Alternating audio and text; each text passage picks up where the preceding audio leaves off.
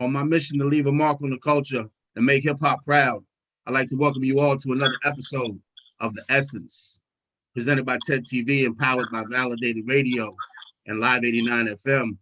My name is KB Tyndall. I'm your host, and today I'm here with an Orange County representative, like one of Juice County's finest, if you ask me, as far as lyrical ability is concerned, production ability as well.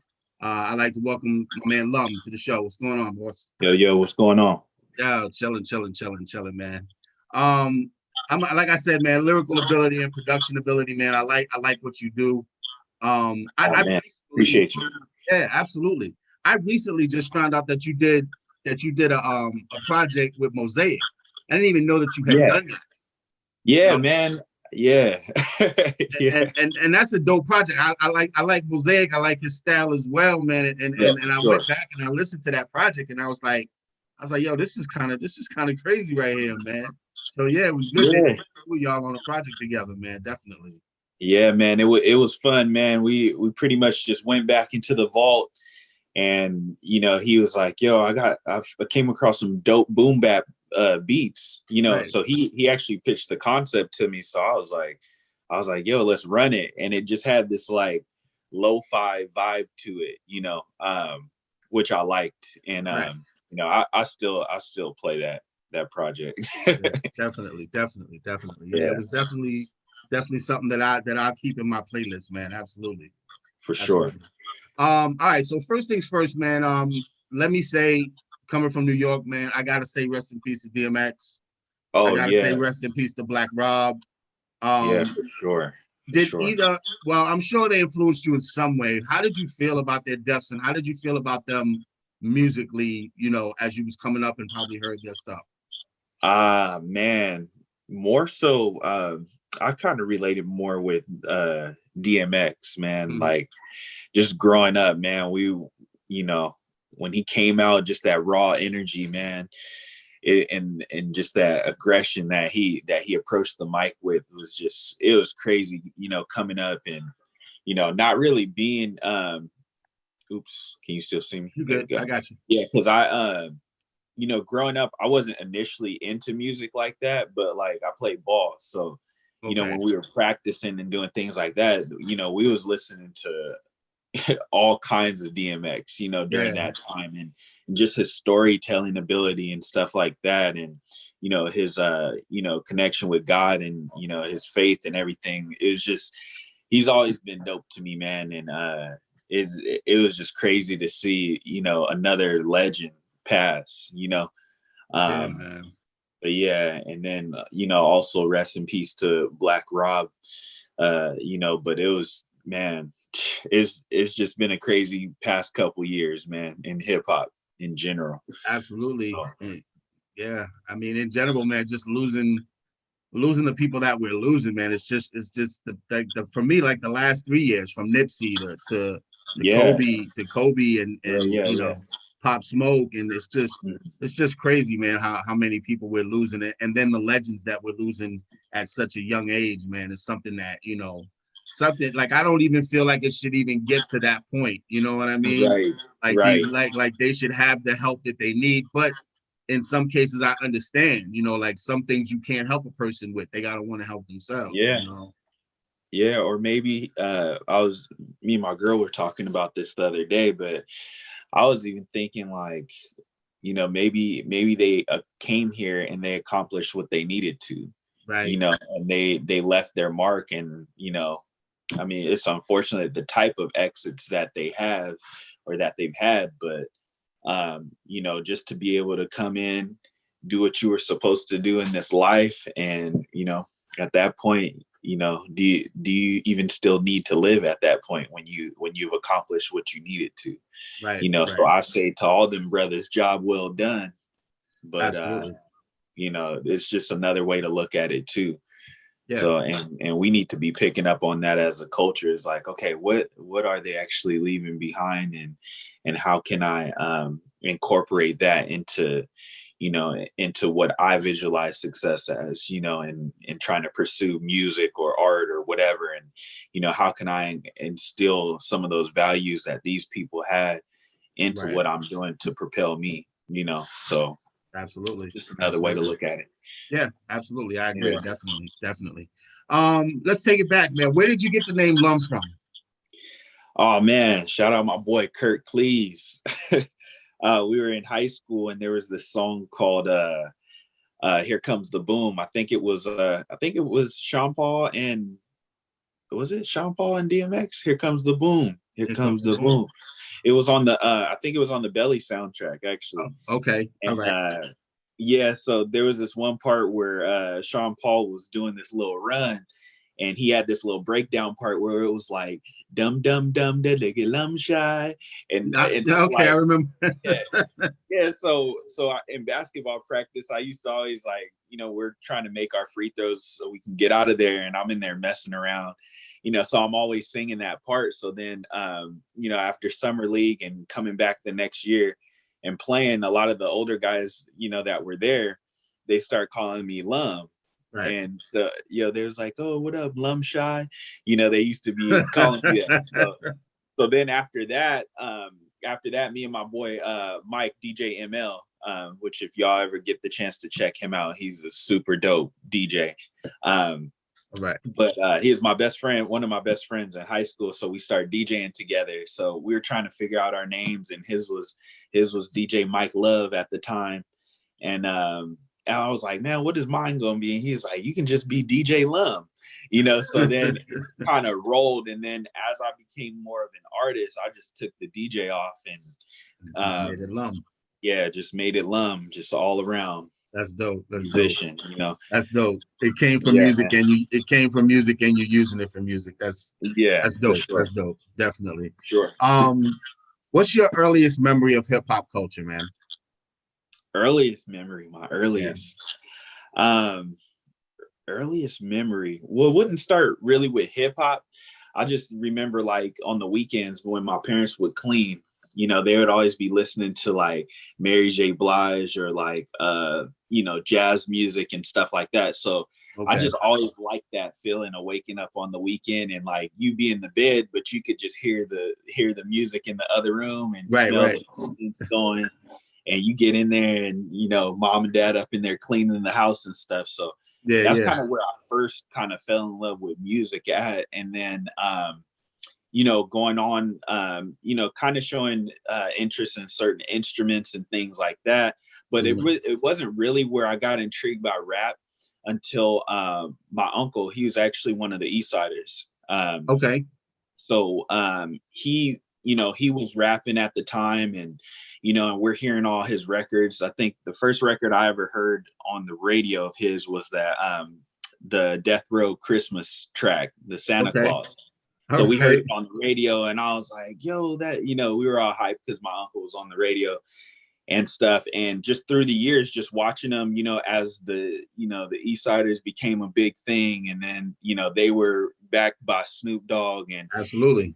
And, just the beats at the time, just the West Coast beats, like I heavily listen to West Coast gangster rap. Like that's just, I love it, but yeah, man, like that's really where I got intrigued by it. And then, as the years came, I wanted to know more about production and, I started rapping and I did a talent show, coming up. And I performed New York, New York by Snoop Dogg. And so it's like, it just evolved, over time. And then, when I look back on it now, I'm like, dang, that all stemmed from, from those little moments. Because like now sometimes I surprise myself with some of the stuff that I come up with. Right. And I'm like, yo, that is crazy. And to, and then just getting feedback from people, of course, is just like, man, y'all really think is that dope? Like, but like sometimes I don't hear it the same, but just going back and looking at it is just like, wow, like it's crazy to me. That's crazy. That's crazy. I mean, that's the mark of a humble artist though, man. Sometimes you never really see the greatness in yourself that other people may see. You know what I mean? And that's a good sign though. You know what I mean? I can't knock that at all. Definitely. Yeah, for sure. Tell us exactly what neighborhood you're from in Orange County and and how that neighborhood influenced you growing up. Yeah, so I actually grew up in Anaheim. Okay. I spent a good amount of my life in Anaheim. I was born in Long Beach. And so it was always like growing up, it was always a back and forth type thing. Like we would be in Long Beach on the weekends, but I actually went to school and everything in Anaheim. So that's why I always show love back to Long Beach too, because everybody asks like, what's the Long Beach reference? And although I live in Long Beach now, it's kind of one of those things that I'm always going to pay homage to, because my cousins, I feel like a lot of my cousins were what gave us our edge, for going out to LA County, hanging out with them. Right. And then Orange County kind of was just like more of like, nah, like you can still be the corny kid too. You ain't got to go out and gang bang and do all this other stuff. Mm-hmm. You can still be corny and do all that, and people gonna show love to you, as long as you're a good person, you're gonna get love from all sides, No so doubt. it really, it really don't matter in that regard. But yeah, I grew up in Anaheim, and then from there went to school in Anaheim. Mm-hmm. Ended up going to college out here in Orange County. So yeah, man. So that's where I'm from, where it began. Mm-hmm. There you go. Yeah. That's where all good. Definitely. Who are some, give me a couple of artists that you look to for inspiration musically, but not only musically, business wise, that makes you want to become a better artist and a better businessman? For sure. I mean, most people would say this, but you gotta give it to like I'll go back and give it to the Jay-Z's, the Snoop Dogg's, mm-hmm. Who else? P. Diddy's, right? You look at those guys and you're like, okay, from a business sense, it's like, yo, like I got like my head got to be somewhere where they're at too, because it's like you gotta have that. So to look at them and have that kind of influence from them in regards to business, I would say, yeah, those would be the three there. But when it comes to inspiration, as far as like where I pull from, mm-hmm. Lately, a lot of it is going to be R&B. So it'll be Giveon. I like what Justin Bieber's doing. Who else? Is some other female singers? LuMm. Okay. I kind of just like that 90s kind of R&B vibe is coming back. Right. So like I pull from that, and that in turn helps me in a crazy way. It helps me with the rap. So when I think of lyrics, bars, and things like that, like mm-hmm. I became a really big West Side Boogie fan. Okay. I love his bars, and just how like you can't anticipate what he's gonna say, and that's what makes it dope. Right. But the same will go for like a Kendrick Lamar, of course. Drake would be one that transcends all of those categories that we named: business, R&B, and right. In the actual hip hop culture. So it's a few, man. I just it just depends. And Nipsey Hussle for sure. Definitely. Definitely. But yeah, man, it's just I pull from a lot. I pull from a lot of places, and like in a weird way, they all inspire me just to want to be at the next level in some way or another. So yeah. So it helps keep the focus. Definitely, no doubt. Definitely.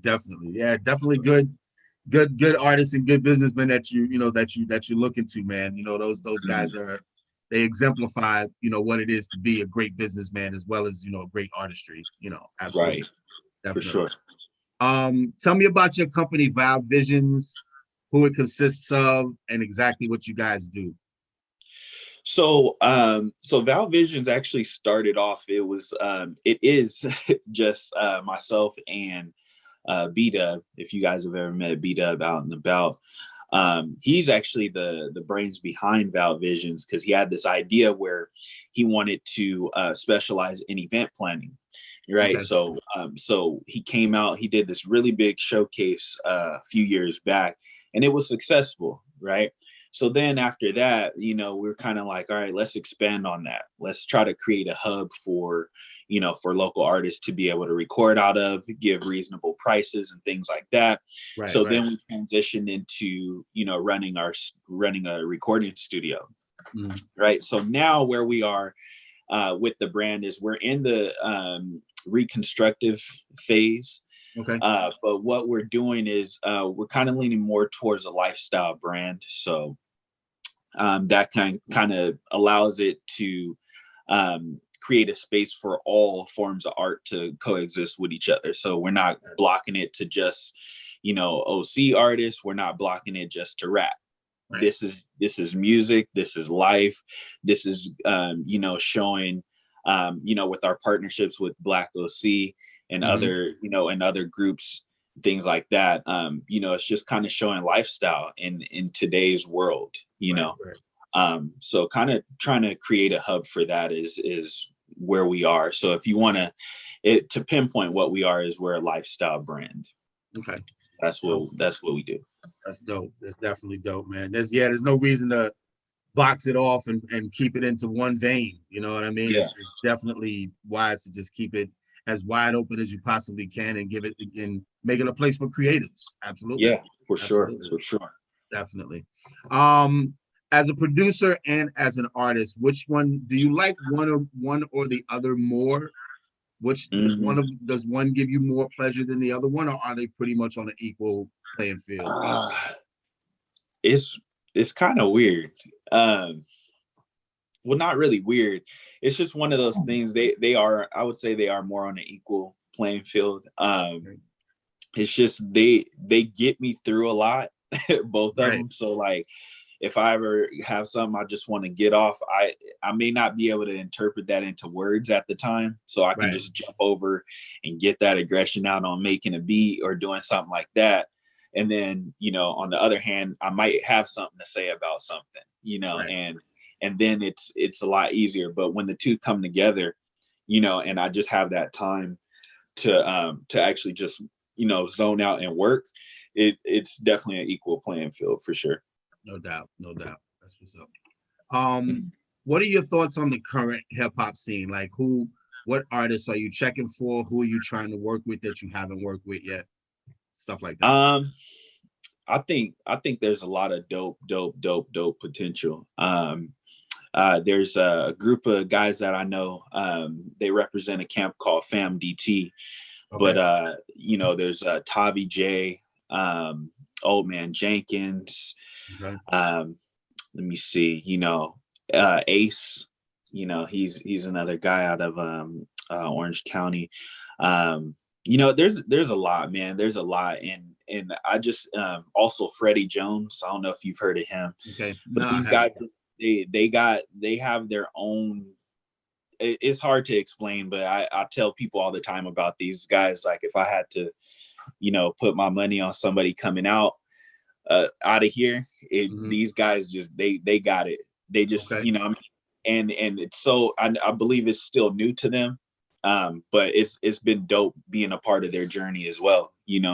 Helping them when I can, sitting in on sessions, doing things like that. So aside from them, I also have 2 artists that I'm working with. Ty Mariner, he's out of Monterey. So if you see me wearing Monterey stuff, his family, that's they be hooking us up. But yeah, he's a Polynesian artist, super dope R&B artist that we've been working with. So you can check him out at Ty Mariner. And then we have Tiffany Soul, who we're in the process of developing as well, R&B female vocalist. So so yeah, I got some stuff, man. But there's to answer your question, it's a lot of potential, man, out here. And if they invest themselves into the right things, I believe they can go far with the gifts that they have, man. Because all the people that I named and some that I haven't named, man, it's just a group of people. I don't know, man. It's such a large collective of dope artists out here, right? But yeah, man, that's where it's at. That's dope. That's dope too, definitely, man. Yeah, Orange County, man. I mean, it's definitely a hub, man, for multiple talents, man. Yeah, You for know, sure. and definitely something that the world needs to see without a doubt, man. Like, because I don't think a lot of people outside of here know that, really know that it exists like that. You know what I mean? Right. Like for me, when I Right. moved out here from New York, I noticed it and I was like, damn, like a really huge, musical, creative, hip hop, Right. R&B, like just a big artists, just a big community of Right. creatives, man. And that shit is super dope.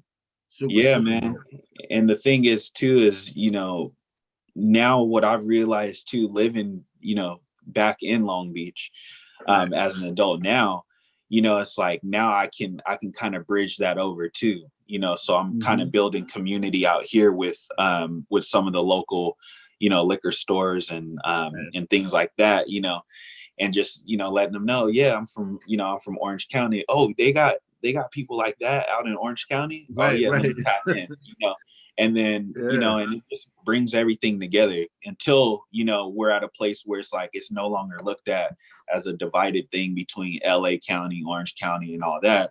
Right. It's just more like, yo, like this is SoCal. This is SoCal. And then you got your Bay Area artists up there. Like it can be section like that and we can all run together because I mean, man, we'd be a force to be reckoned with, man. Definitely. Definitely. No question. No question. All right. So what sacrifices have you made or what things have you had to go without because you've invested so much in your artistry? Oh man, great question. One of the biggest things in the beginning, which I've had to, grow into was just time spent with my kids. Okay. I sacrificed a lot of that. Earlier, I would bring my son when it was just he and I, I would bring him to the recording sessions and, trying to have him up with me, while we just running around getting it, and grinding. But, and it, on one hand, it was dope for him to see that. But then on the other hand, I got to a point where it's like, no, like I shouldn't be bringing him out into this, Okay.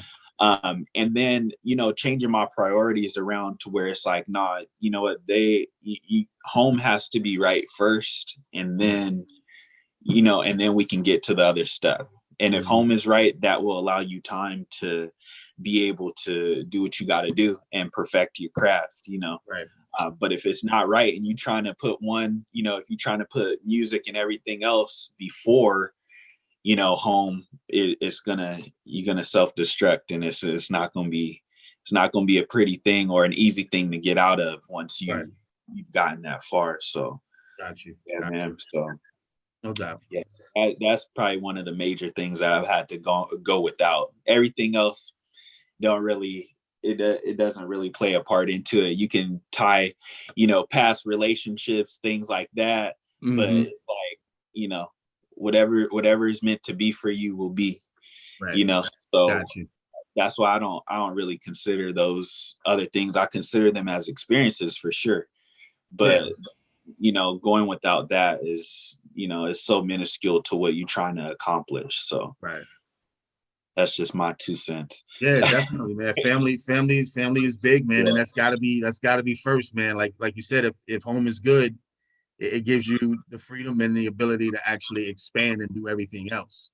Yeah, for sure. Because that's the foundation. If the foundation is strong, then you can grow on that. Absolutely. Yeah, for sure. As a hip hop artist or as an artist in general, not just in the hip hop zone, what do you feel your responsibility is to the culture? Man, you got some good questions. Thank My you, responsibility is just to always be one with the people. And when I say that, like in my music, the references that I use, like I want the people to know that I'm right here going through this stuff with you. So it's like I may not be per se on the front lines, right there at the protests and doing things like that. But I feel like my messaging transcends in other ways where, I can, this music is therapeutic to people during these times. So if I got a song about how men should be with their kids during this time, or about the injustices that are going on, if I want to speak on that, I feel like doing it through the music is probably for me going to be more impactful, and where I want to be, where I want my stamp to be in all of this. You know what I mean? Because, to look over, you see somebody that's making $1 million, right? Or they're well off, and they're at the top saying, yeah, we're out here, we're helping these people, but they don't understand, and they don't have a connection. I feel they don't have a current connection with those people that are in it, right? So to have an artist that you can relate to, that's kind of in some way, shape, or fashion tangible, right? Because I'm right here with y'all, and to be able to hear that type of music coming out that you can relate to, that that wins all day. Yeah, no doubt. Yeah, I mean, I try to do the same thing, like with my journalism and with artists that I interview, that's my playing field, and that's where I feel like I can bring those kind of topics up and have conversations about those topics that may not happen in the middle of a protest. You know what I mean? Yeah. Absolutely. And you have a channel to get, or a vessel to get that out, to people. So if it's not being shown, right? If the news is only showing like all these people getting killed, but they're not really showing how it's affecting the people that are in it, like you have a vessel to put that through and to show it to people. So I think it's dope. Yeah, I think it's super dope. Definitely. So you dropped This Is the Way. Don't Pass Me By is one of my favorite joints, of course. Man, how do you feel you've grown as an artist since you've come into the game? Life happening, allowing it to happen, and embracing every moment of it. Being okay to feel that pain of like hurt and feeling defeated and feeling like, like you can't get the upper hand, out here. Feeling, a certain way because you're a Black man during these times, having to always look around, look over your shoulder and that kind of stuff. So it's just embracing life as we know it right now. And then of course, when the pandemic hit, and just to feel so restrained, like, you have like artists such as, myself and, other artists that go out and perform at venues. You can't do that anymore. And you having to switch to virtual shows and all of that, man. Just really embracing all of that is what helped, helped me kind of come up with that last project. But it also kind of catapulted me into the next level. And it's just like, now with being a little bit more vulnerable, with the storytelling and stuff like that, it's just, it's just another layer that you peeled back until you get to where, you want to be, and you always continue to build on that, Definitely. Because once you lose sight of this stuff, and then, the commercialized stuff, rapping about cars, it's funny because I have all these conversations with my son. Be telling his friends like, yeah, my dad raps and blah blah blah blah. I say, yeah, I say, it's dope that he believes in me that much, and it's inspiring. But sometimes I got to keep it real with him and be like, man, it ain't about the the glamour side of it. I said we gonna do this to where, we'll be good, right? And you'll be able to go to the schools you want to go to. We're gonna be able to do all that stuff. And, we'll be able to treat ourselves along the way, but we ain't finna ball out, like it's not about that. It's not, and he understands, but he always quick to come tell me, oh, you see Travis Scott's new Lamborghini. I'm like, yeah. That's dope that he's so connected to it though, man. That's so dope. Definitely, man. Definitely. For sure. So that kind of like brings me to my next question. Like, well, during the pandemic, What did you discover about yourself as an artist, because you were confined and constricted to being a creative during those times? What did you do to stay busy, and what did you find out about yourself as an artist? Man, I found out that I stood up and I ripped my shirt open and I had a S on my chest. 'Cause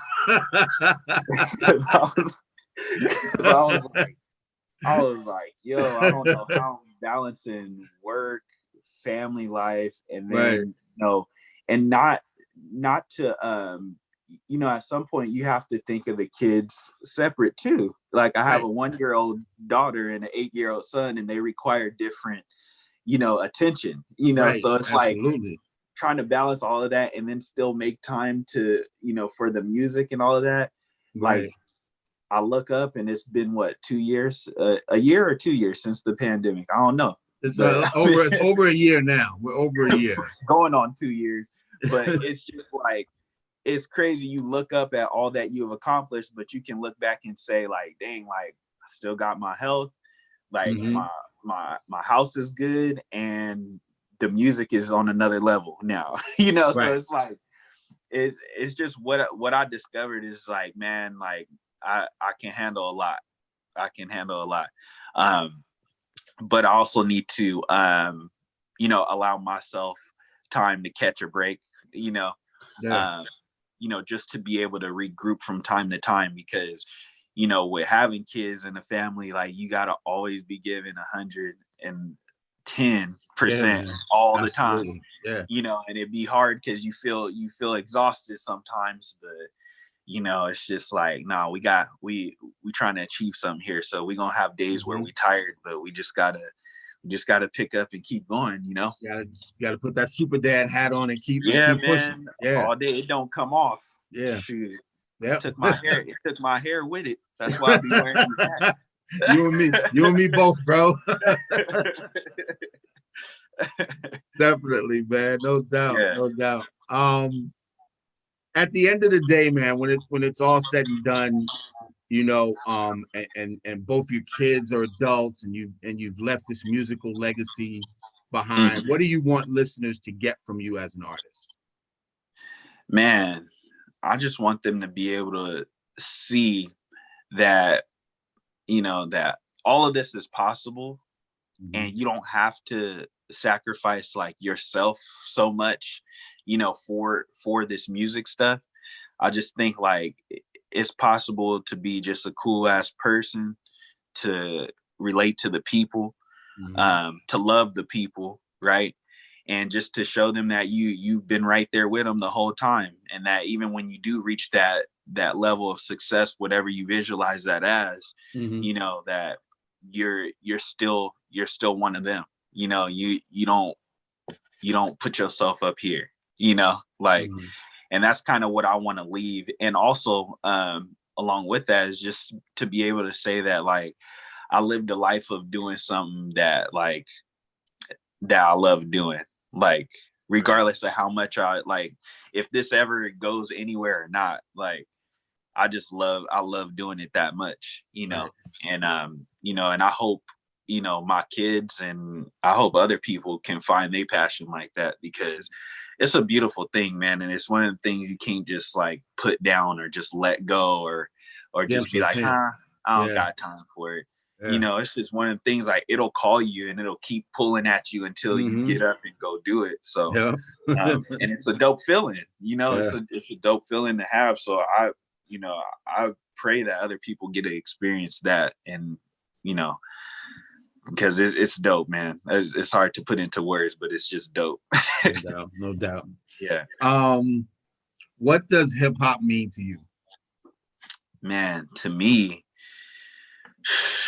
man, hip hop is like,